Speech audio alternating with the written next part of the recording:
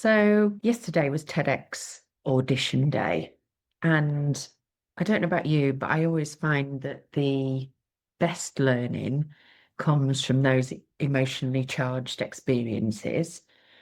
And yesterday was an emotionally charged experience, not in a good way. And so I want to share those learnings with you. You're high on adrenaline, but inside I was thinking, that was crap. That was not my best performance. So then the cameraman goes, the idea is that you've got an acronym in your head that you can use to make yourself feel better, to learn, to grow from it. But it's also one of the things that we use as an antidote to imposter. It's no good learning from something and then not taking action, is it? That's not a growth mindset. That's just whinging. So for easiness, T is the first letter in the acronym, which is for thoughts. So the questions to reflect on. So you could even do this with me right now. You could grab yourself a pad and a pen, coffee, press pause, and go through this process with me. So the question is, what outcome am I hoping to achieve? But here's the crucial bit that's within my control. So the first thing I thought was, I want to get through to TEDx. And I refer to it as your inner captain rather than your inner critic. So here are the questions under C for captain. Hi, welcome to the Optimising Your Brilliance podcast, where we get to the source of what makes people brilliant and explore how to eradicate the barriers that stop you from shining. By shining, I mean being at your absolute best in both work and life. You'll hear from business and thought leaders who bear all and share their insider secrets, along with my episodes focused on optimizing your performance, productivity, success, and well-being. My name is Estelle Reid, founder of B, executive coach, speaker, and best-selling author of Inner Brilliance, Outer Shine, 10 Antidotes to Imposter Syndrome, Workaholism and Stress. So if you're ready to take your work life to the next level, let's begin.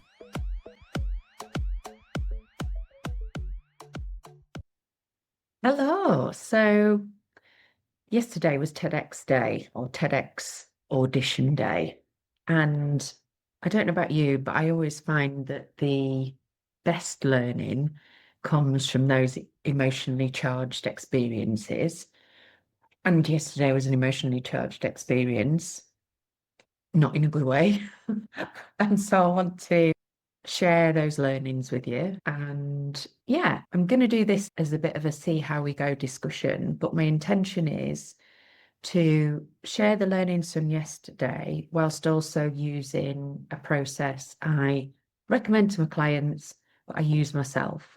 And it's really great for dealing with negative inner dialogue, processing emotions, etc., etc. So the background to this is it's probably 4 years since I set the goal of I wanted to become a TEDx speaker. The synopsis is doing the work that I do. So I work with clients in a non-traditional way. So yes, I'm a coach, but I also use therapeutic techniques which enable clients to press reset on stuff that makes them feel not good enough. And it's almost like too good a technique to not share with people, that more people should have access to this technique. The technique is havening, by the way. So that was my positive intention. That was the background to it. I just thought the more people I can help, the better. But actually, with a lot of TEDx applications, you don't get the choice of what we talk about. So they will often have a theme. So the theme for the TEDx that I was part of yesterday was belonging. Now, I'm not going to go into detail of my presentation because I don't know the outcome yet. And I don't think they'd be very pleased if I shared my presentation on here. So, but I promise what I will do at some point is run through that and make a podcast about it. because again, it's a topic that's really close to my heart and it relates to what I was talking about earlier. And there's nothing I love more than helping people to be the best version of themselves, to believe in themselves, to, as I say, clear out that crap. I have consulted with a few TEDx coaches, and one guy, really experienced, when I asked him how many applications I would need to make before I was successful in attaining a TEDx spot, he said 30, takes on average 30 applications. So it's a little bit like writing a book, trying to get a book deal. You've got to be in it for the long haul. And I'm okay with that. I really am. In that, I was saying to my husband the other day, I am a hard worker. I am, if you're interested in like Chinese horoscopes, Chinese sign, I'm an ox. We are hard-working generation, but I can be stubborn as well, can be really stubborn.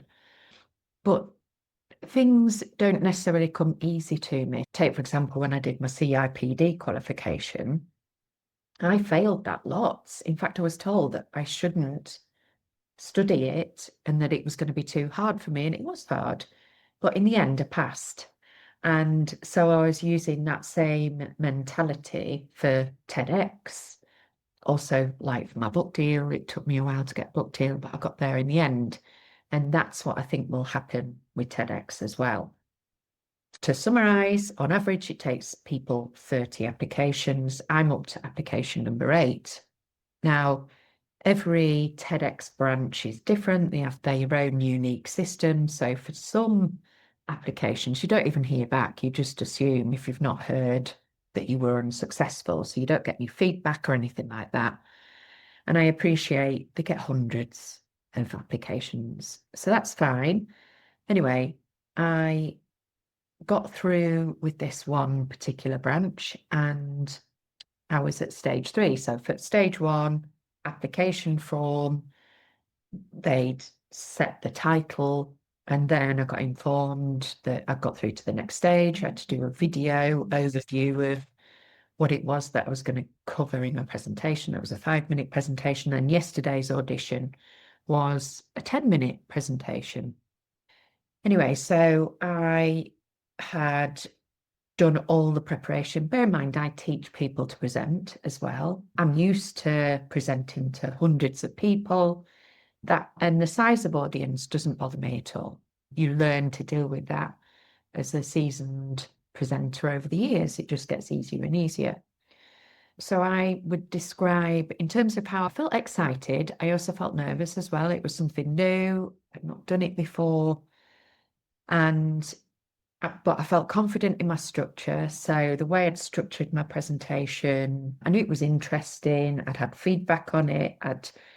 There was metaphors in it to help people understand what I was trying to communicate. I got props. I was really confident with the examples and the stories. So all of that I was really confident about. I'd rehearsed like ad nauseum to the point of even in the morning. So poor Mike, it was like driving Miss Daisy. He drove me to the location.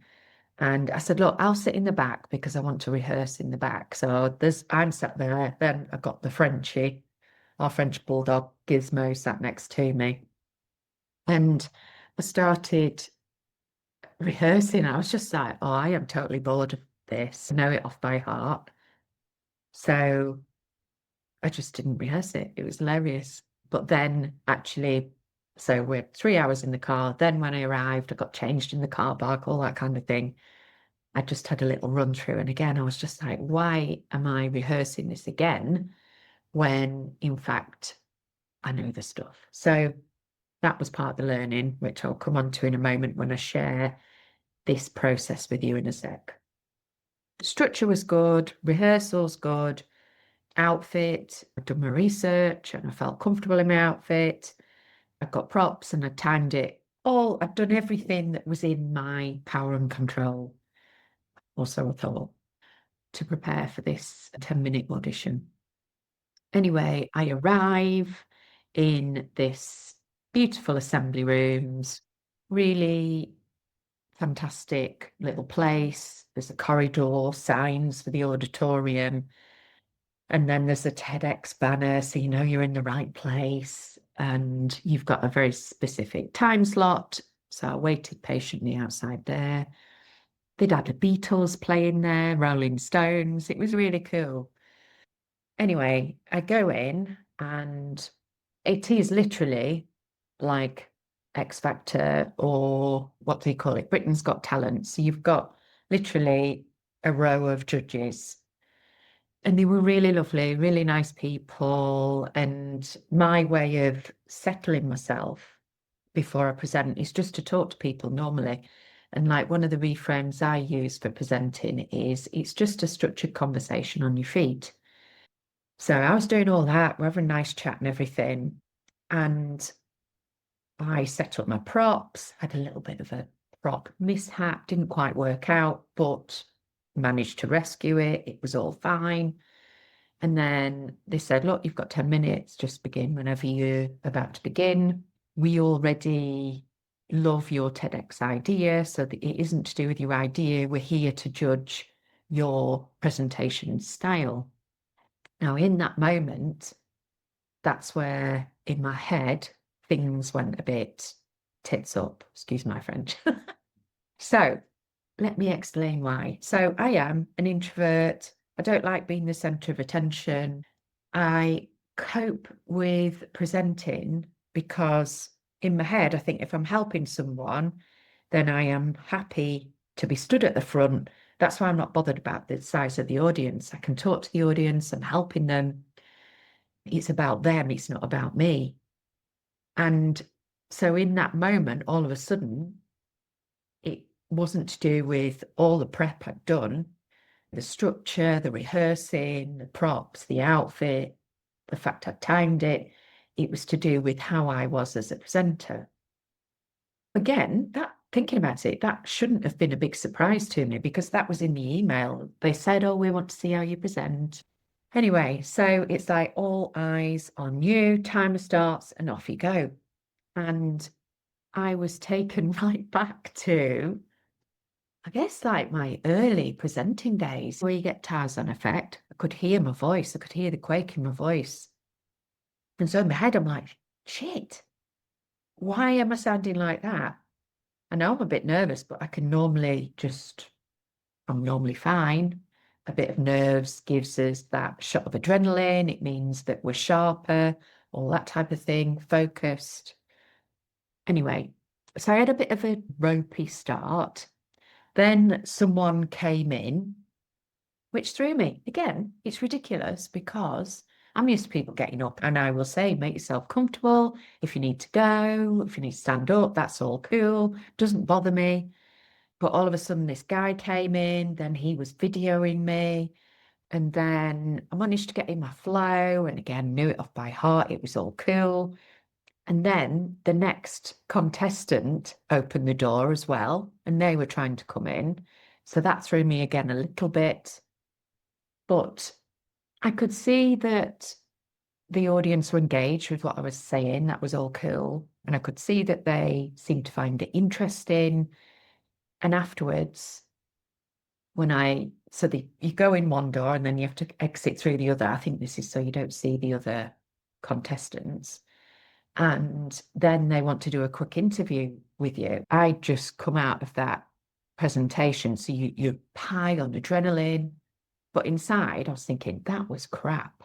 That was not my best performance. I felt really frustrated and annoyed with myself, especially as I've been working towards it for so long. And yeah, so I just felt disappointed in myself. Anyway, so then the cameraman goes, oh, I'd just like to do a quick interview with you. Again, I was just like, oh my God, I don't know what I'm going to say. I've got to introduce myself and I am a bit shite at all of that stuff. What's your name? Where are you from? And I waffled on. So that was what happened yesterday. And then got home, we had a fish and chip supper. It was great, a little treat, celebrate the fact that I'd done it, tick that box. and slept like a log. And then in the middle of the night was not sleeping like a log. And that was because I felt frustrated with myself, which brings me on to this process that I use to settle my mind in order to learn, grow, and move on from it. This is my journaling process, which I designed donkeys years ago. I've fine-tuned it over the years, but the idea is that you've got an acronym in your head that you can use to work through highly charged emotional events to make yourself feel better, to learn, to grow from it, as I say. But it's also one of the things that we use as an antidote to imposter syndrome. So when you don't feel good enough or any of that stuff. So it's in two parts. The acronym is TOP ACT. So part one, TOP, that's about offloading the negativity, so processing the negativity. And there's all sorts of scientific benefits of journaling, by the way. Reduces stress, improves health, decreases risk of illness, enhances cognitive processing, boosts memory and comprehension, advances emotional well-being and happiness, regulates emotions, increases confidence and sense of identity. And writing, so it's the very act of writing, stimulates the brain where digital communication, so typing, doesn't. So it has to be written. So here's my journal. This is my journal. Or I also use my iPad with a stylus, and then I can just press delete. This year, I'm using my journal because I'm using it for a number of things. I've got my affirmations, I've got my reflection for 2025, I've got my routines, and I've got my tracker. So I'm keeping track of some new habits and behaviors. And all of that system is part of the clear system that I use with my clients when they're wanting to take performance to the next level or a part of their life to the next level. But in the back of it is my journal. Did you see me do a quick flash? I didn't want you to see my toxic thoughts. But what I find really useful is keeping it all in one spot, but also I use like a key system. So I write all my stuff. And then as a result of going through the process, which I'm about to share with you, I then identify what my actions are. It's no good learning from something and then not taking action, is it? That's not a growth mindset. That's just whinging. So it's reflecting on what am I going to do differently and what are the next steps I'm going to take. So for easiness, so I put like an A and a circle, which is an indication of action. So I can quickly look through at all my actions. Now I use this for my business as well. So any business ideas, everything is in there. So I can quickly refer to it basically. So let's go to this top act journaling process. So as I say, part one is about offloading negativity, thoughts, feelings, behaviors, getting clear on what actually is your desired outcome. Because so the idea is that we pull you out of rumination, going round and so I caught myself ruminating in the middle of the night. I thought I need to process this thought, get it out of my head, and then I can move on from it. So it's out of rumination, which damages our health. It makes us stressed, anxious, depressed sometimes, into action. So it's classic coaching model. So TOP, which is the first part of that model, stands for, and by the way, you can download this journal for free. So if you're watching this, you'll be able to see a QR code, which I'm pointing to now. If you scan that, you can download this journaling process for free. Or if you're just listening, if you go to estellereed.com, you'll find my journaling template on there, which again, you can download for free. T is the first letter in the acronym, which is for thoughts. So the questions to reflect on. So you could even do this with me right now. You could grab yourself a pad and a pen, coffee, press pause, and go through this process with me.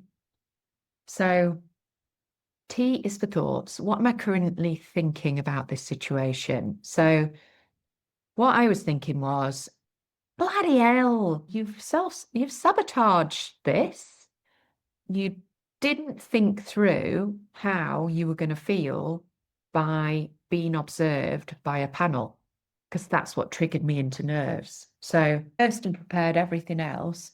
I'd just not contemplated how I would feel being stared at. So I'd shifted. Do you remember me saying earlier? I'd shifted from I can be at the front, I'm introverted. As long as I'm helping people out there, I don't mind being looked at. But when you are so it was almost like the tables have been turned. I was the focus of attention. Of course I was. They wanted to see whether I could present or not. And so it felt different. I felt annoyed, frustrated. The next question was, how are my thoughts influencing how I feel and act? Driving back to Cumbria yesterday, I probably spent about half an hour rewinding the tape, reassessing what I would do differently, but mainly feeling annoyed with myself. The next question is, what assumptions am I making right now? I am assuming that they thought that was shit. I won't know for a couple of weeks.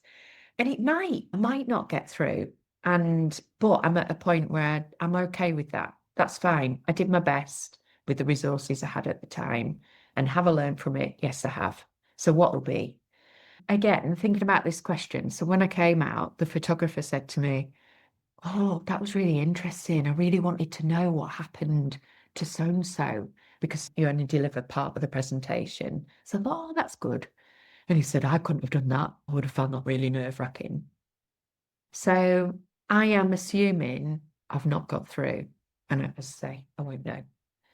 So that question is, so our brains are really clever in that they delete, they distort, and they generalize, which makes us make assumptions about things.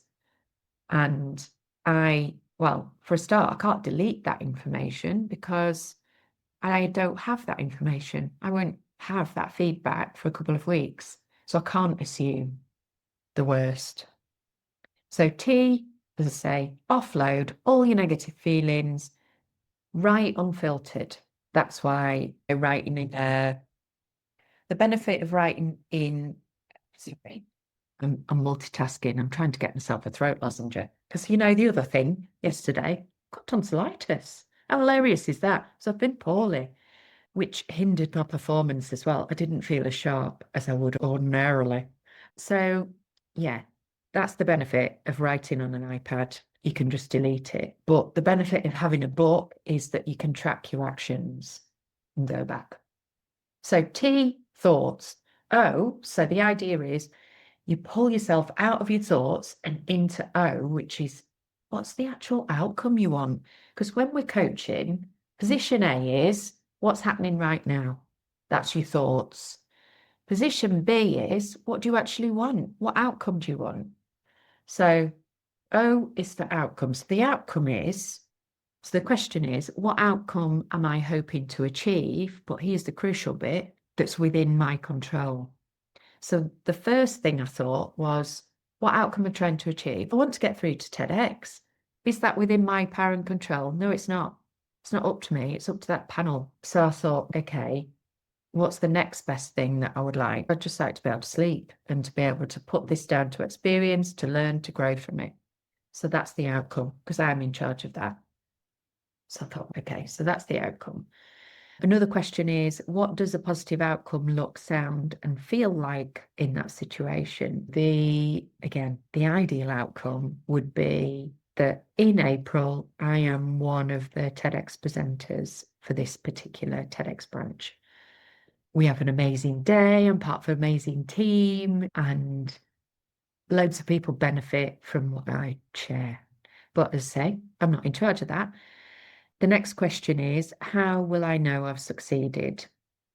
So the simple answer is, I fall back to sleep, and I did fall back to sleep after I'd finished my journaling last night. So we've done T, we've done O.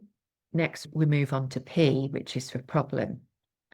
The questions connected with this part of the journaling process are, how do you feel about this problem? What's the main challenge I'm facing? What factors are contributing to this problem? and what's the nub of the problem? And that's a classic coaching question. What's the nub of the issue here?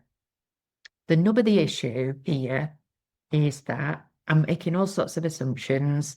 I'd filtered out what was good about my presentation, and I'm focusing on all the bad stuff. And again, that's classic human brain. We are trying to remember the statistic. 80% of our thoughts are negatives. There's 20% sunshine, positive, and 95% are exactly the same as the day before, which is why I think there's scope and opportunity for us to change our thoughts, to change our outcome. This is why journaling, again, is really useful. And for those of you that are thinking, I'm not going to journal, that's for Adrian Roll, age 13 and 3/4, or it's for Bridget Jones. This is meant as a tool to help you get better and improve and to think and feel better about yourself. That was the nub of the problem. So that's the first part of the journaling model. Step 2, this is so we've done top. Step 2 is ACT. And ACT stands for action, captain, and thankful. Remember me saying that it's no good just ruminating or moaning about something. It's important that we move it on to action so that we learn from that experience. So the questions under action are, what steps can you take to address the situation? What's one small action you can do right now? How can you move closer to your desired outcome? What resources or support might help me? Again, thinking about, so I thought about 2 scenarios. So I've acknowledged back to what's the outcome I want. I'm not in charge of whether I get through to TEDx. Well, if I did get through, what I would do differently is, hello, can you do me a favour? Would you mind either liking or subscribing wherever it is that you listen? So maybe that's on YouTube or Spotify or Apple, because that will help us to keep going and keep growing. The other thing that would be really helpful is if you could share it with someone that would also benefit from the content. Thank you so much. Really appreciate it. Right, let's get on. I didn't follow my instincts when it came to the travel arrangements. So my instinct was I wanted to hire a nice Airbnb close by. It got jacuzzi. I thought Mike and I could have a nice little sneaky night away. We could go down the day before, get all chilled, relax, and then we'd just have a 30-minute drive to the venue. Now, in the end, we decided that we didn't want to leave our daughter on her own. That wasn't an option. And so instead, we got up at stupid o'clock and travelled down early. But I don't think it helped proceedings because I didn't max out on the sleep that I could have had. And we know sleep is linked to how our performance, isn't it?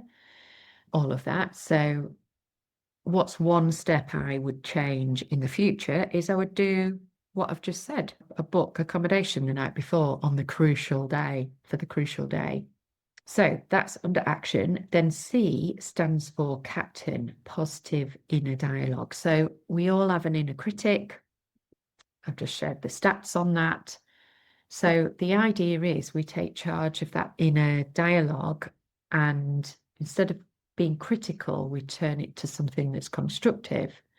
So the questions, and if you've read my book, you'll know I talk about captaining your ship and being the captain of your ship and captaining your thoughts. And I refer to it as your inner captain rather than your inner critic. So here are the questions under C for captain. What positive or encouraging inner captain thoughts will be helpful right now? How can I reframe negative thoughts into more constructive ones? How can I be my own cheerleader in this moment? And what personal strengths or qualities can I remind myself of? So I've actually covered all of this earlier. So when I did my positive inner captain stuff last night, I thought, you know what? I was proud of the structure. I was proud of my prep, my props, I'd timed it, my stories were interesting, I know I can present. It was that bit that I've already spoken to you about. I got triggered by being stared at, being in front of the X Factor judging. So I tuned back into, so this is again, I was saying that we delete, distort, and generalize.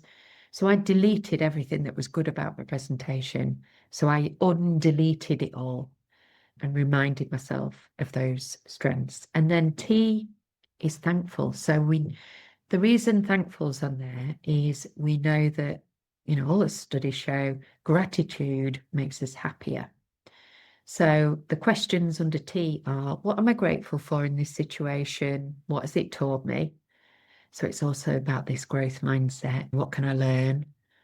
What do I appreciate about myself in this situation? And what do I appreciate about others in this situation? What am I grateful for? I am so flipping grateful for the opportunity to audition for TEDx. And it was such a robust process. Some TEDx processes are a bit loosey-goosey. This was really professional. And so I feel really proud that I'm down to the last few candidates. And I'm just really grateful for the opportunity. What do I appreciate about others? I was going to say my little girl, she'll always be my little girl, my 17-year-old. Bless her, she got up early to make sure she saw us off and to wish us well. I really appreciate that, and I just really treasured that. And I really appreciate my husband. He must have driven for about 7-8 hours. We got stuck in a traffic jam on the way back. He's just like a superstar husband. Yeah, gorgeous daughter. So that's that. So you finish on a positive note. So as I say, I just thought it would be useful to give you an insight into what happened at TEDx, because I know I've shouted about it on social media. I always believe in being honest. I know sometimes it's a bit of a weakness of mine as well, but I like to be real with people. I'm not Miss Perfect at all. I don't have it all sorted. I screw up all over the place, but what I do try and do is to try and learn from those experiences and grow and develop and improve. And then as a result of that, do what I'm doing right now, which is share that with others in the hope that it will help someone else. Here endeth this podcast episode. As I say, reminder, you can download the top act journaling process either by scanning the QR code, which you can see on screen now. That'll take you to my Linktree list. So if you look for the journal, or if you head over to estellereed.com, and Reed is READ, you can download a copy there. But yeah, I really hope that helps. So take care, and I promise I will do another episode either way on what I was talking about yesterday at my TEDx audition, because it is a really important message for people to hear. All right then, take care. Bye. If you'd like to be notified when the next episode drops, remember to subscribe. If you found this episode helpful, please share it with someone who might benefit. Finally, if any of these topics have sparked your interest and you'd like to work with me, you can apply for a free discovery call at estellereed.com. Let's see if we're a good fit. You'll also find plenty of free resources there. I'm Estelle Reed, executive coach, speaker, and best-selling author, and this has been the Optimising Your Brilliance podcast. Thanks for listening. This podcast is for informational purposes only and should not be considered professional advice. Please consult with a qualified professional for any specific advice related to your situation.